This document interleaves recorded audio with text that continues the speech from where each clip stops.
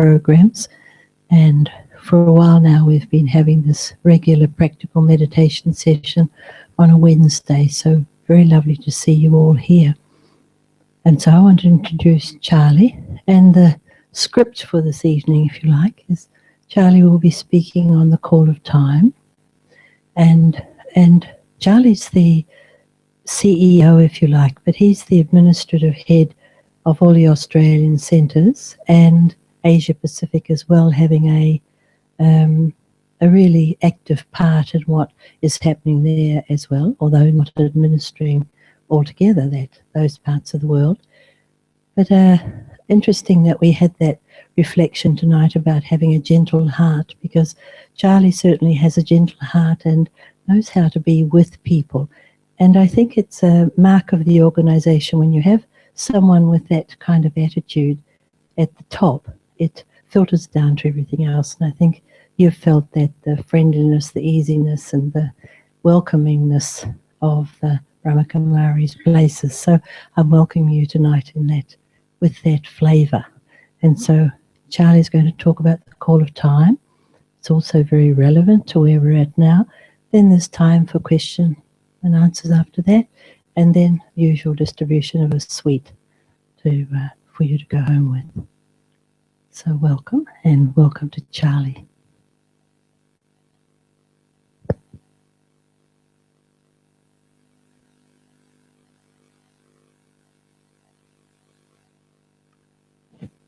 Good evening, everyone. It's lovely to be here, and thank you, Jackie, for your lovely introduction. Am I audible up the back? It's okay. You know, many times I reflect on the times in which we're living, and I wonder what's in your heart about the world at the moment. I wonder what you're feeling about the future. And I wonder what intuitive sense you have about where I am going, where we are going, and where the world is going at the moment. Because recently I was driving somewhere and I was listening to the radio, the ABC local radio. And the presenter came on and he just began by saying, "What is happening?" And there was a big silence, and then he said it again, "What is happening?" Then he began to list a whole lot of natural calamities around the world, the situation in the Middle East, the refugees, the constantly revolving door of leadership as we're witnessing in this country. And he said, it seems that things are really going into upheaval. And then he asked the question, he said, is that my imagination? Or is it just the same as it has always been? So he asked the people to call in. And a few people just said, oh, it's always like this. But most people rang in and said that they felt there's something in the air. There's a change. There's something going on in this world. And it's making them feel slightly uncomfortable. And I always feel, you know, even as a young person, I felt that this time in which we're living is an extraordinary time. It's wonderful on many levels, but very challenging on many levels. And there's so many predictions for this time. I think many of us, even at school, we studied George Orwell's book, 1984, which predicted a future which really didn't happen. In the year 2000, we were all told, you know, the Y2K virus was just going to sort of destroy all the systems in the world, but didn't really happen. And then do you remember, it seems it's only 3 years ago, do you remember the Mayan prophecy of December the 21st that the world would go through a massive change? It didn't happen. And yet we intuitively sense there is something happening in the soul of humanity, and there's something happening on the planet that's moving in a direction. And there's been so many predictions by so many religions. And one of the oldest scriptures in the world is the Mahabharata. And in that it talks about three armies fighting, but it's all very symbolic. There's the Kauravas, and the Kauravas really were an army that was completely, if I can say, in love with sensual pleasure. There was the Pandavas, who were like in love with God. And there were the Yadavas, who were, in a sense, blinded by their own ego. And in this scripture written thousands of years ago, it says that they created musals from their stomach. This is the very word written thousands of years ago that destroyed their own children. An extraordinary sort of metaphor of these different forces that often we're witnessing. When I was only 22 years old, I wandered the world for some time, and I lived in a Buddhist monastery in Thailand for a little while. And around the walls of the monastery were some of the predictions the Buddha talked about was when the world would go through a massive transformation. And he said a time when brother would kill brother, when children would bear children. And he even almost described where in food there would just come in little small amounts, like I sort of understood it's almost described a supermarket.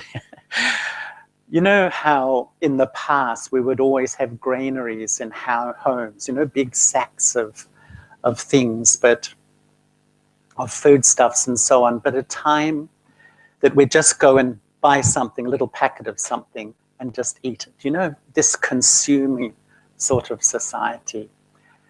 We all know many of the Christian philosophies about this time, and even the Australian Aboriginals have an understanding that time moves in a cycle, and every so often these benevolent people, called something like the miracle, take birth to save the world and transform the world.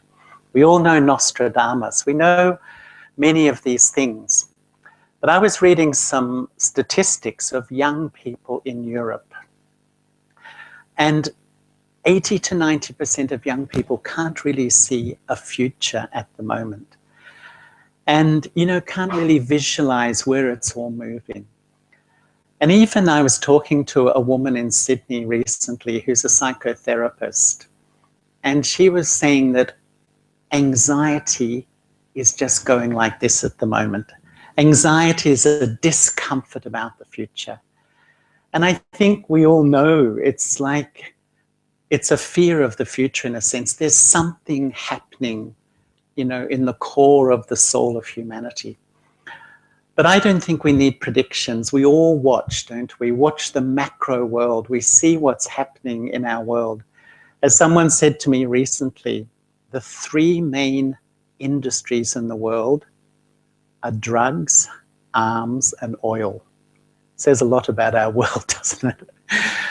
And yet, you know, I wonder how that impacts on us. Do we just sort of, I think sometimes we're in survival mode, aren't we? I don't want to hear about all this because I've just got my life to lead and I don't want to get too caught up. But I wonder what you're feeling about it. To me, it's not so much the question of what is happening. The real question is, what do I need to do now? What is time actually calling me to do?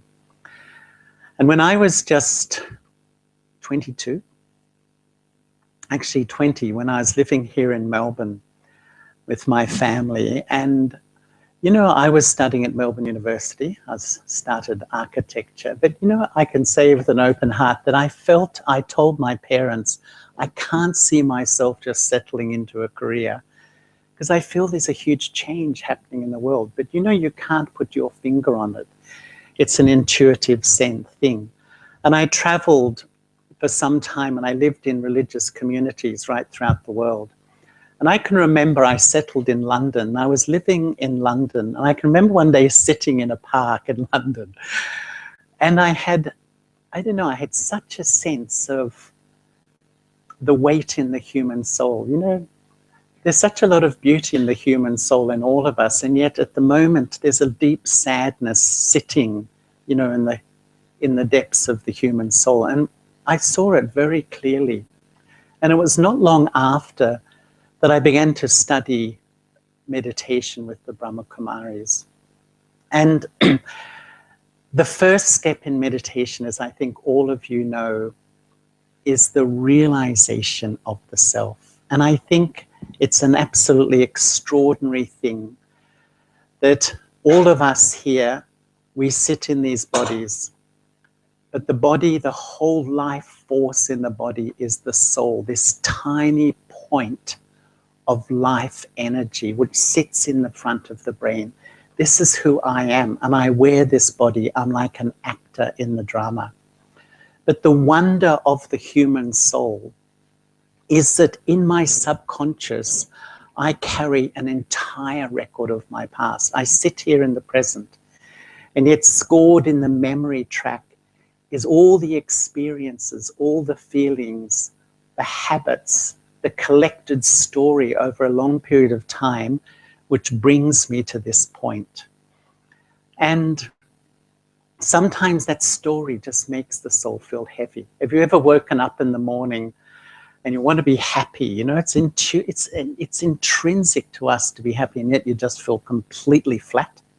Anyone experience that? We all know, don't we? And it's almost like the weight of the story in the soul that I've been carrying. And sometimes I think there's 7.3 billion human beings in our planet, and each one is carrying the weight of that story at the moment. Is it any wonder the atmosphere sometimes, you know, suddenly some things happen here and things happen there?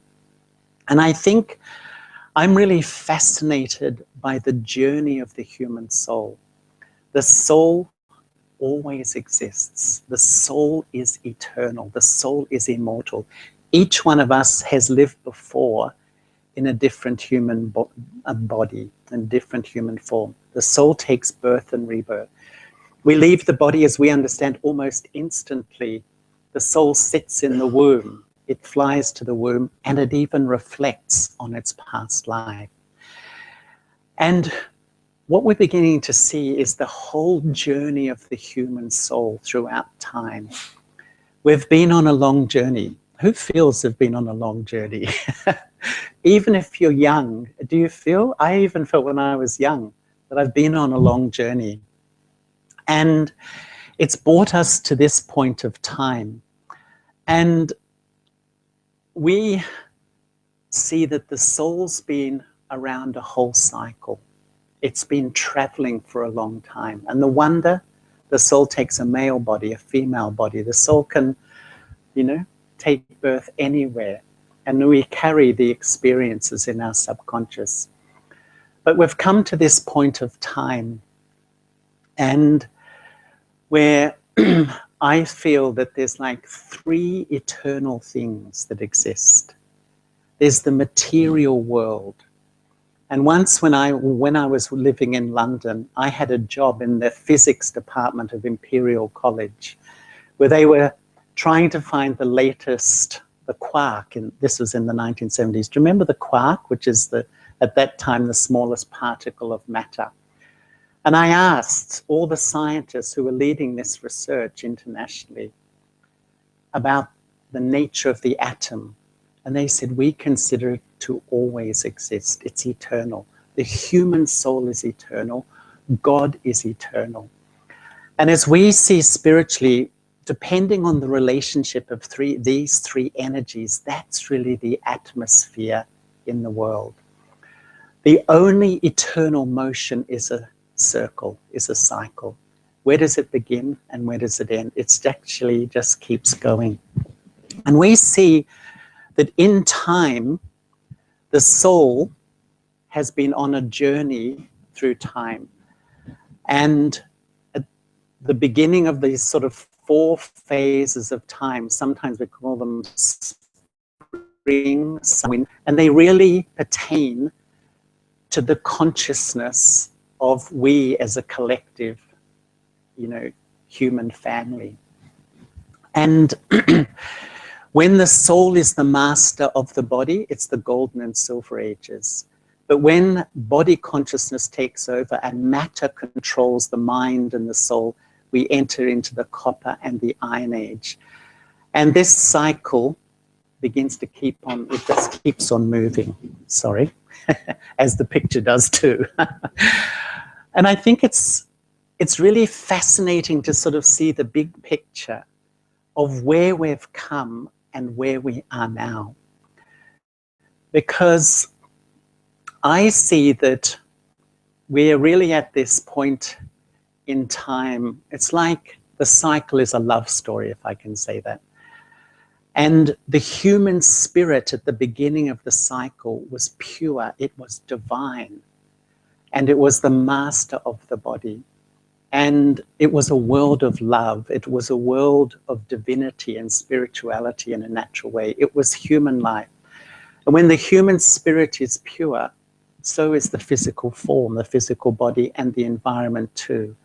It's a world that all the religions call heaven or paradise, or depending on the religion or culture, there's hundreds of names in all the cultures of the world, but a real piece of history, period in history, when the soul was flourishing. But in time, the soul takes birth and rebirth, and it comes into the silver period, just losing power. It's like a little battery. And sometimes we say, well, why don't we read about this in the history books, etc., even though there's a lot of memorials in our world? Because when the soul is pure and soul conscious, it has no ego. It has no need to write what I've done, what I've achieved. I'm just being, I'm living in a natural way. But when we come to this third period, the soul on this incredible journey, we come to the third period, the copper age. It's like the soul begins to love the wrong things. Before that, it was loving the other as the soul, loving the self as the soul. But when I begin to identify with my body and love myself as a body, that begins the seed of ego. When I love others as bodies, it creates dependence. When I love material things, it creates greed. It's almost like the pollution in the human soul is, comes from a perverted form of love. And as the soul continues its journey, birth and rebirth, it comes into the Iron Age, which they call in the East Kali Yuga, which is the age of darkness, the age of sorrow, the age of death. This, which is the period which is considered in the world at the present time. And it's like the soul has been on this incredible journey. And it's reached this point of time where we've lost power, and it's almost like body consciousness completely controls my mind at the moment. And that means that the soul suffers. And at this point of time, there's the third factor comes in.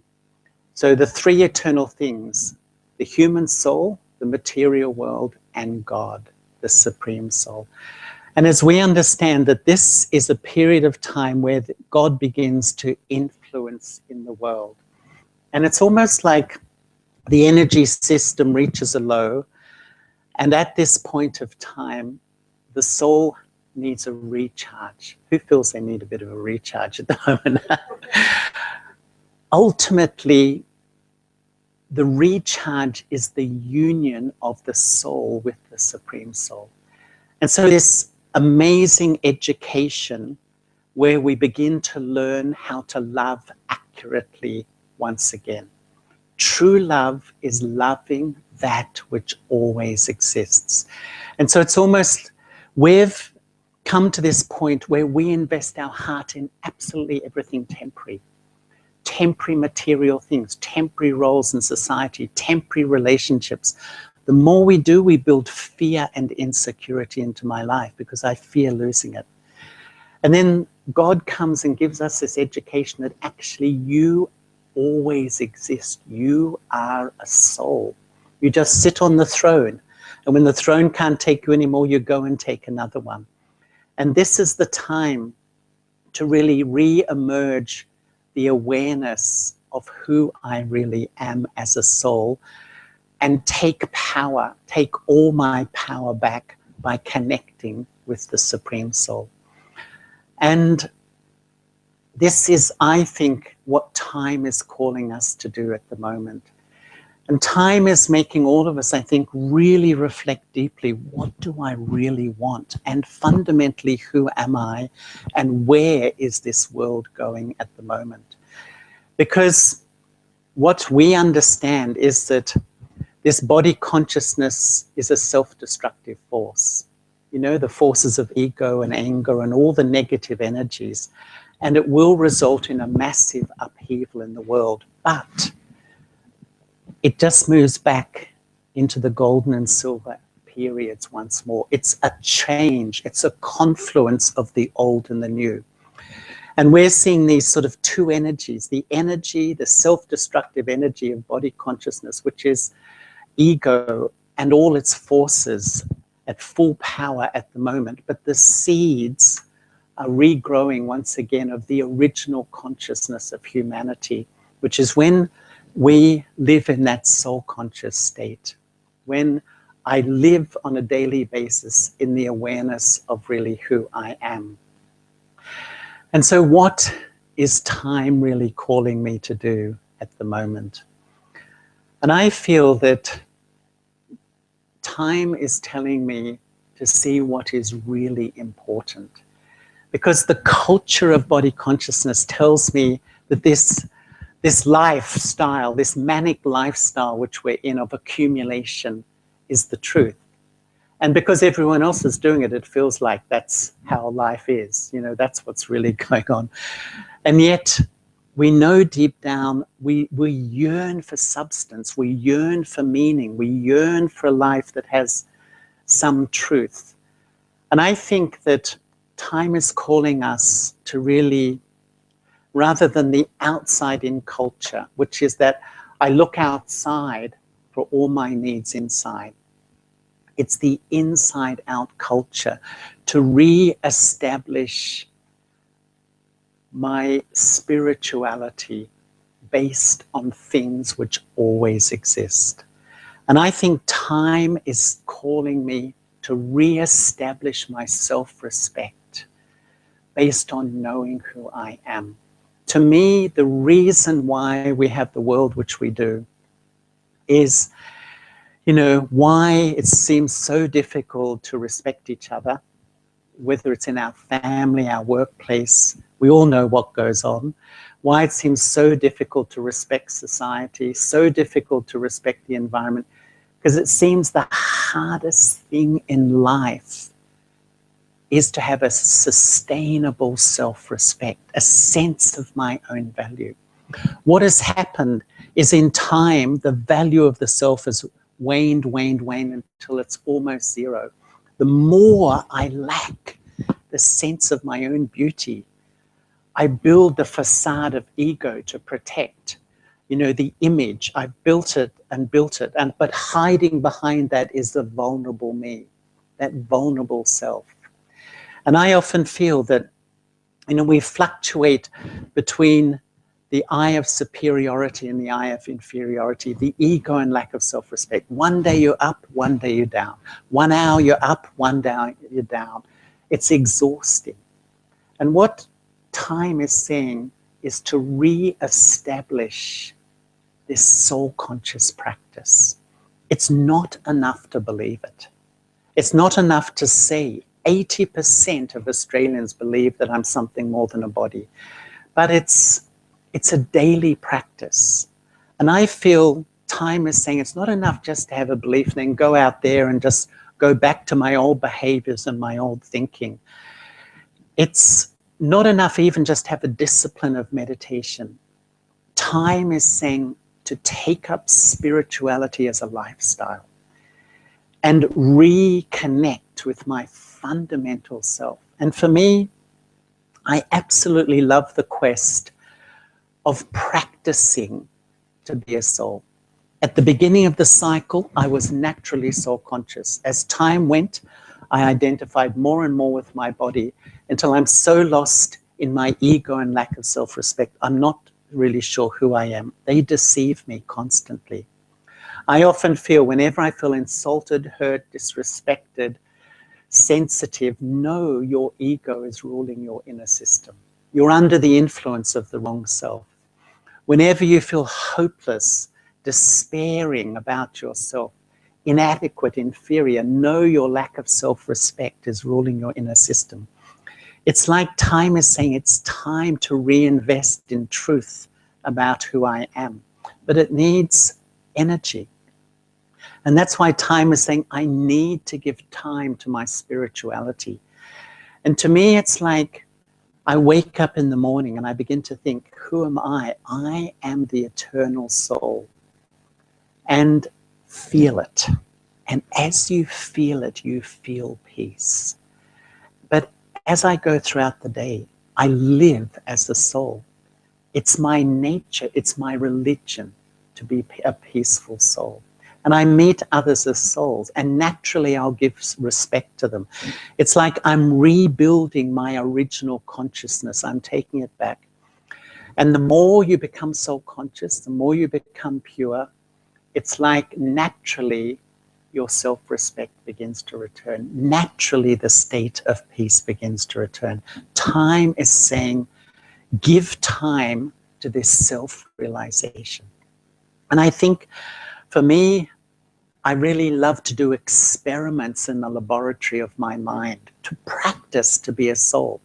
Because when you really think, there is nothing more subtle. A soul exists, but it's just a point. It has no physical size. It's an absolute wonder, really. And the more I realize that, it's like I take all my spiritual power back. And I think when I realize that time is calling me to do that, I take back my self-respect and my inner peace. But I need to take back my inner power too. And I often feel, who's powerful in my life? Who's ruling me in my life? Is it personalities, their attitudes, their opinions, their beliefs? It's pretty powerful stuff, isn't it? All the people around me. Is it my emotions? Is it my karmic story? My moods that flare up and just take over? You know, who is powerful in my life? And that's where I think this connection, this confluence of the old and the new, the Iron Age and the Golden Age, the body conscious and soul conscious, is indicated by the soul reconnecting with the source of spiritual power, which is the Supreme Soul. And I often feel that, you know, even my own story, that, you know, as a teenager, I was an atheist because I found it very difficult to accept a lot of the religious views of God. As I traveled, I was an agnostic. I don't know. But I think, you know, I often feel these days that God is the lover, my lover. And it's the one relationship that's permanent. But often it's sort of unreal. It's a bit too abstract. Is it really real, or is it just a belief? But no, it's actually a real relationship with a living, pulsating, conscious being. All of us are souls. We sit here on our thrones, but we're in bodies and we can see. You can see me expressing myself. I'm speaking, I'm hearing, I'm watching. God is a soul that does not have a body, but is existing. Meditation is a union with this soul that remains ever clean and unadulterated and pure. And as I do, it's like I re-emerge my original state. I re-emerge that original cleanliness within myself. And it's like the power begins to return. Because often, you know how you dream in your heart, I want to go there. I want to let go of my negativity. I want to be sweeter. I want to let go of my anger. I want, you know. Where the crucial question is, where do I get the strength? Yoga is this union of the mind with God. And in a sense, whatever your mind focuses on, that's, we can say you're having yoga with that thing. If you're sitting here now and remembering your children, you can say that that is like the influence on your mind. When you remember your child, if it's everything's going well, love will come into your mind. But if there's a little bit of tension or something going on, instant other feelings come in your mind. Whatever your mind focuses on, that influences, and that's how you feel. The logic here is that at the moment, the mind has this magnetic influences that pull it here, pull it there, pull it everywhere. We sit, we become the eternal soul, and we go to the source of power and love, which is the Supreme Soul, an unadulterated union with the eternal lover, the one relationship that's permanent. I don't have to be religious, I don't have to be devotional, I don't have to do rituals. I just have to be reconnect. And my own experience is that when you really learn how to be a soul and look through the third eye and see the Supreme Soul, it's almost like this wonderful energy and power begins to return back internally. And it's like the time is calling us that we're at this time of change. The world's going to move forward, and I have to go back to this consciousness, because even I would say the more I'm soul conscious, even the concept of death isn't such a challenge, because the soul will continue. And intellectually we believe it, but we still feel very sort of uncomfortable about those ideas. But the more we practice, the more we practice, the more we practice, we come back to that state where we really realize the nature of existence. We understand in the golden and silver age there's no concept of death. Just like a snake sheds a skin, we shed the body. There's no fear, and it's natural human life. It's a real period of time, and we're heading back into that period of time as I see it, as I understand it. And I feel this time is teaching us also to let go, you know. I think I often feel the more insecure we are, we build up this incredible network of dependencies, which give me temporary security. And yet they're the things that weigh me down, make me feel so heavy. And I often feel when I die, what will I take forward? What am I going to take forward when I leave this body? As we understand it, I'm just going to take forward my good actions, my good nature sitting in my subconscious. And that's where if I invest in my spirituality, that's a great investment in the future. You know, someone was once telling me they went to a zoo and they saw a monkey and the monkey was given, he put his arms, he was in a cage and he put his arms through the bars, and someone gave him a bunch of bananas, and a huge bunch, and the monkey kept going like this to pull it through the bars, and the bananas were bigger. And so did the monkey let go any of the bananas? No. He just kept doing this for hours and hours. And we laugh because it's so sort of stupid. And yet I think sometimes we hold on to attitudes, beliefs about ourselves, stories in my head, all this stuff that I've accumulated. And spirituality is really beginning to go back to the essence and just clean out the stuff that I've accumulated through self-realization and God-realization. It's almost like going back to the essence once more. My own experience is the more you realize the self and have the relationship with God, the more you feel pure inside, the more you feel self-respect, the more you feel peace. It's like you take back your inner life once again. And I think that we want to be free, all this stuff. You know, once Leo Tolstoy, you know, the Russian philosopher, said the greatest motivation in the human spirit is to be free. I think it's true. And yet Rousseau, the French philosopher, said that everywhere man is born free, but everywhere is found in chains. You know, these mental, emotional chains that somehow we create, thinking that they're going to give me some sense of security, and yet somehow it's weighed the soul down. It's the time to really free myself spiritually. And I feel, as we notice the very unpredictable world in which we live, it's very unpredictable from day to day. We don't know, do we, really, whether it's in the macro, the big picture, or in my own life, things happen suddenly. And I think that I feel time is saying, really establish a regular spiritual practice. To me, that's an act of love for myself. It's a way of sustaining myself. And for me, for many years, I always wake up every morning and I meditate. And it's a lovely way to start the day. Otherwise, you wake up and you think, oh, you start to revise what happened yesterday, the regrets and the feelings, and then the anxiety about today, you know, and before the day started, you're already on edge.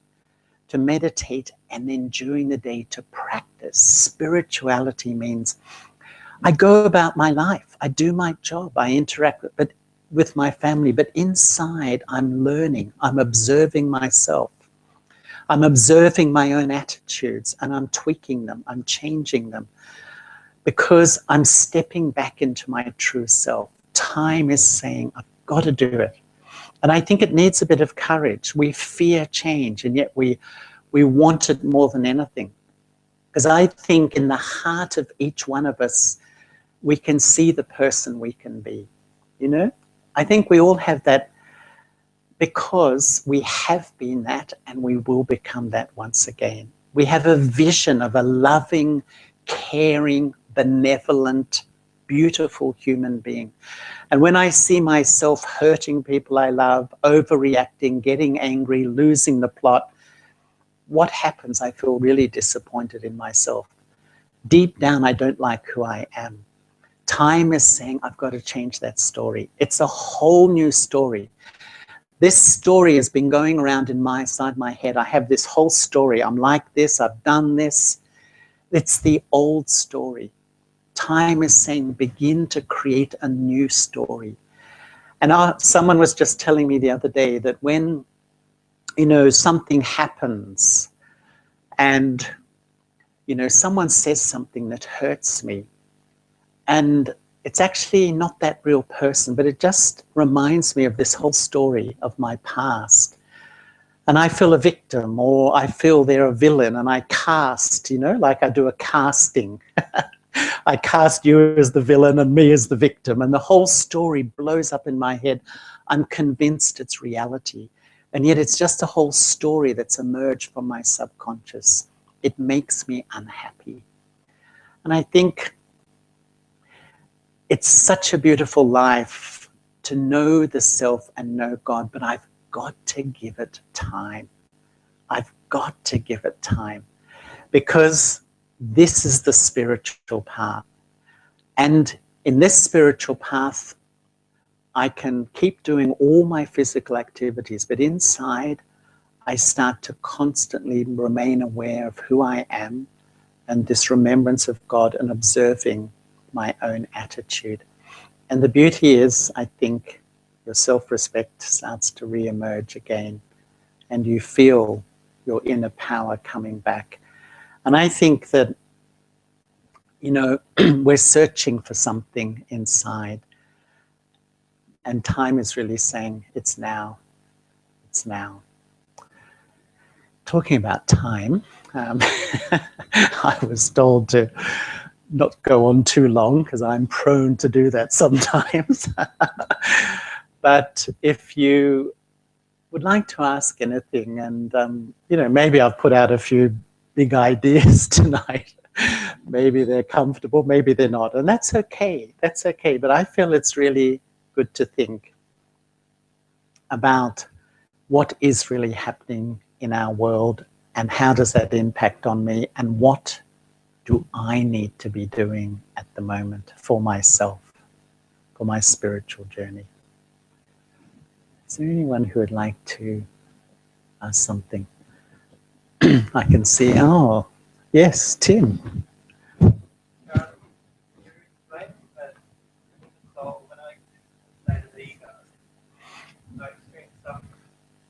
Hmm. So, what's the experience if we're living in difficult times, but we're in a state of deep spirituality? Does the difficult situations avoid altogether, or how do we experience those when we're in a state where we're moving away from the ego?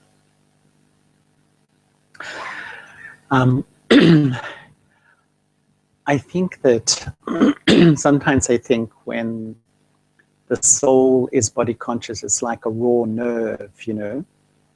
Everything affects. Maybe I'll ask, who's sensitive here? Who's hypersensitive here? This is the state of the human soul at the end of the cycle. Everything impacts, everything affects. But the more I step back into that state of self-realization, you know, I often feel that only my ego accepts sorrow. And when I'm soul-conscious, then it's another way, I'm in my full bloom of self-respect. The expression of soul-consciousness is humility. And really, when the soul is clean, it just doesn't affect. It's my ego that accepts sorrow. And sometimes perhaps we feel it's almost unimaginable at this time. It's not that we've consciously become this, but my ego has become so ground into me. We're brought up to really invest in this image of my body and being someone and being out there and being noticed and being special and all this stuff. But actually, spirituality is dismantling that whole image thing and just becoming a peaceful soul.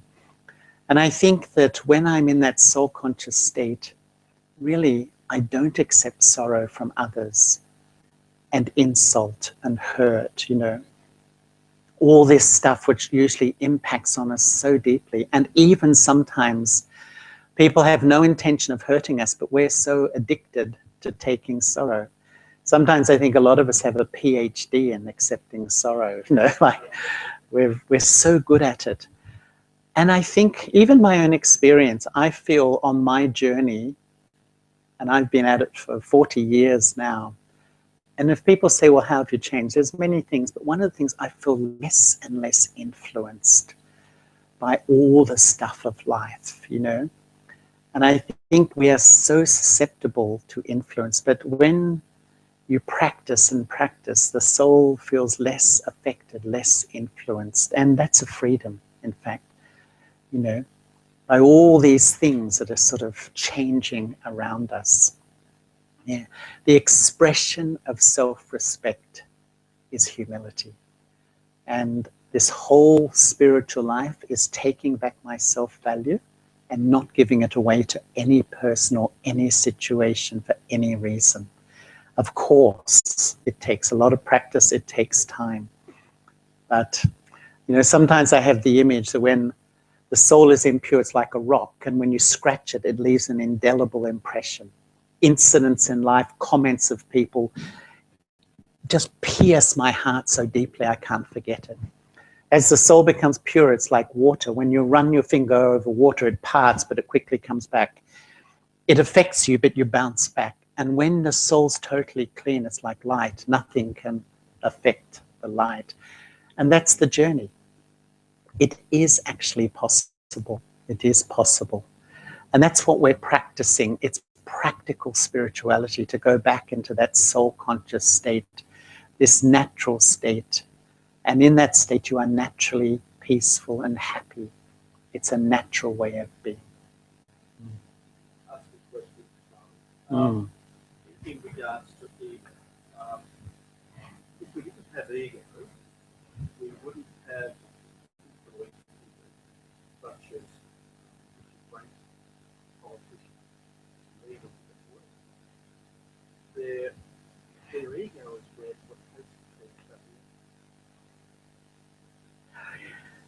Yes, I think people are driven. They're driven. There's one guy who wrote something recently saying, you know, about all these billionaires who exist in the world, you know, many of them are driven by lack of self-respect, because ego is lack of self-respect. It's a different side of the coin. There's the ego of superiority, where I think I'm the best, I'm great. But there's behind it is the ego of inferiority too. And that, you know, sometimes some people wake up, it's never good enough. No matter how much you make or what you do, you're driven. You're absolutely driven. And I think that, you know, it's good to have self-respect and have an ambition, you know, to make the world a better place and so on. But I think people are really attracted to someone with humility. And there was the leader of the Brahma Kumaris, who was a lady called Daddy Prakashmani. And, you know, she was an extraordinary leader. She was so loving and so caring. And I was once at the United Nations in New York, and I interviewed a man called Dr. James Jonah, who was the Under Secretary General for Political Affairs. And I said to him, who's the most impressive leader you've met in the world? And he said, Daddy Prakashmani. Because her leadership was one of absolute humility and absolute respect. It wasn't to build up me, it was to really serve. Because often leadership today is to build up my sense of self. It gives me a sense of who I am, rather than true leadership is absolutely to serve and give to others. I'm not saying that, you know, people have a lot of talent, etc. today, but I think people, the more you're humble, you'll win love. There's a deep relationship between ego and love. The more ego, the less lovable I am. And I think life is a lot about the exchange of love. And sometimes people have achieved a lot in life, but they feel alone and they feel very unloved. And I often wonder, you know, what would you prefer? Anyway. What you actually said, I think, like what Jackie earlier said, like to have a person in charge, if there's humility and love, it actually filters down. Yeah. In my place of work, I was for more than 100 years, and it's incredible. If the big boss is quite humble, and like, I remember, like when I came to this country, the director of nursing was always available to everybody, as much as it was a huge hospital, and everybody knew that, and everybody worked with kind of it. And when things change, it becomes different. It becomes more driven, as you were saying, to have like a very goal setting, and like that. Sometimes we become it. And you can see there's not the same chain of actually working with pleasure. Yeah. I what you said, I was feeling the place of work as well. I think there's a yin and I think you're quite right. People are very humble people who love you. However, take Bill Gates, who has a massive ego. However, he's also driven by his ego in terms where he actually donates $1 billion a year to charity. But also that feeds his ego. Because he's helping people. Yeah. Yeah. But it's very positive. That he actually did that.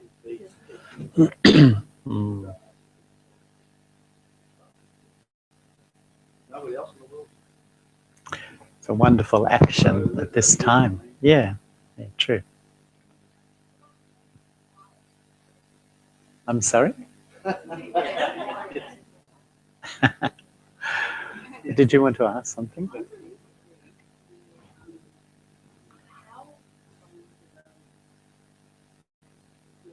Important and logical. Me too. I can tell when you.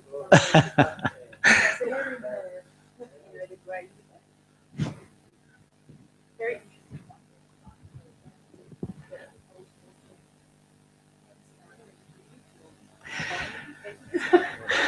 You mean the change point? Hmm.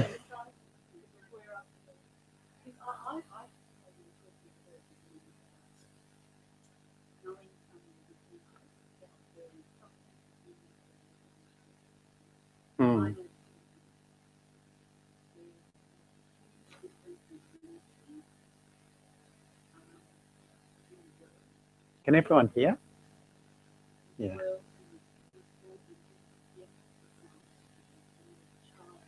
Mm. Mm. Mm. Mm. So she was just saying, even in her lifetime, there's such a huge difference in the atmosphere in society, people, the world, as a child to even now. And I think we all know that. So she's asking about times. Well, you know, I'd love to tell you, but I'm not, my crystal ball, I left it downstairs somewhere. But I would say, to be honest, this confluence period, you know, a lot of the teachings that we study here, we study teachings in the morning, and the teachings talk about this cycle of time, and that we've been through the gold and silver copper, and even it's the end of the Iron Age. We're in this confluence period. So I often say it's about 100 years, and 80 of the years have gone by so far. We can't predict exactly, but as you said, the intuitive sense, there's a massive change going to happen. But it will come with consciousness. There may be a physical change too, a physical upheaval. But what is happening now is that we're at this incredible point, I would say, is the dying of the old consciousness based on ego and body consciousness, and the rebirth of our original consciousness, which is the soul conscious state. And I think that that's happening very, very fast at the moment. And what we really feel is that it's now time to really give time to my spirituality, to prepare for the future rather than being a part of the past story, which is so much about, you know, building my body conscious identity rather than my original identity. My feeling, you know, time is short. But, you know, as I said, I don't have a crystal ball, and I don't think it's right to really predict in that way. But I think so many people get the sense that we're on the cusp of a massive transformation. Maybe one last question, and should we be winding up, Tim? Yeah, I could sort of feel a sort of I not only feel the call of time, I could feel the call of Tim as well.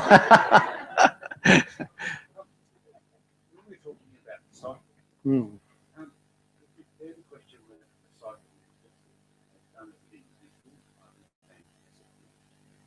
Can I not travel within that cycle as an individual, and you can travel within that cycle as an individual, but we can be at different points. It doesn't actually need to be the world that we can just do it.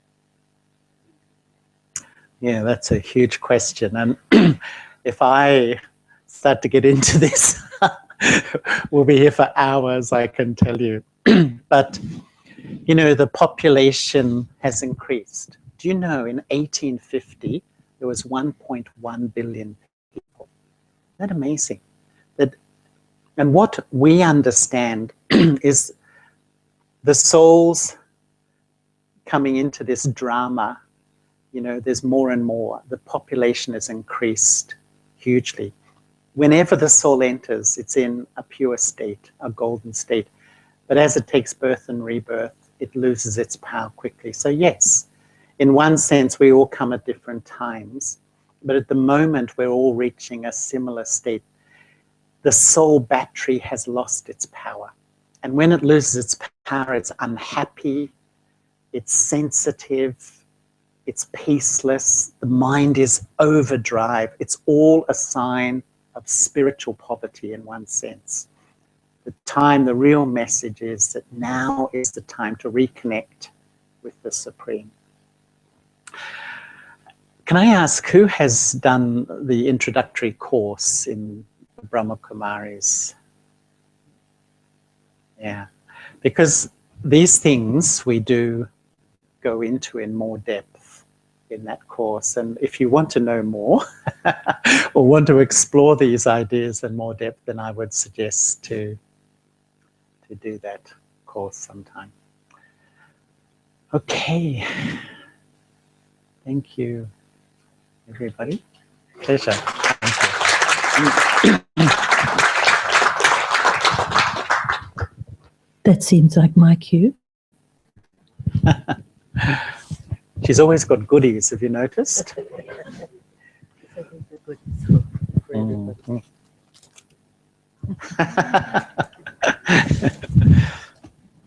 Just some logistics. So next Wednesday there won't be anything here.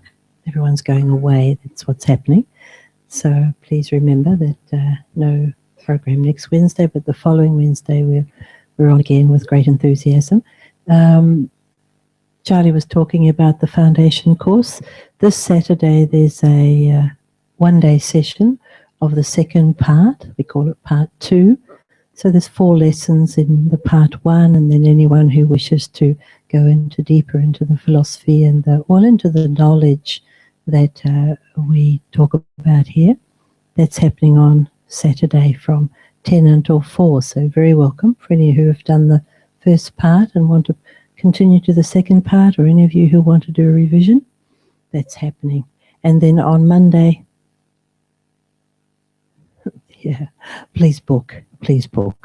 And then on Monday we start the foundation course. So the first 4 lessons for the course start on Monday in over 4 weeks. So each Monday of the next 4 weeks of October.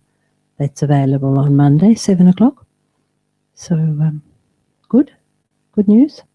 And then, so I want to thank Charlie, but I think you're all doing that. Your beaming faces are showing, and you're all wide awake, which is an indication too. So thank you, Charlie.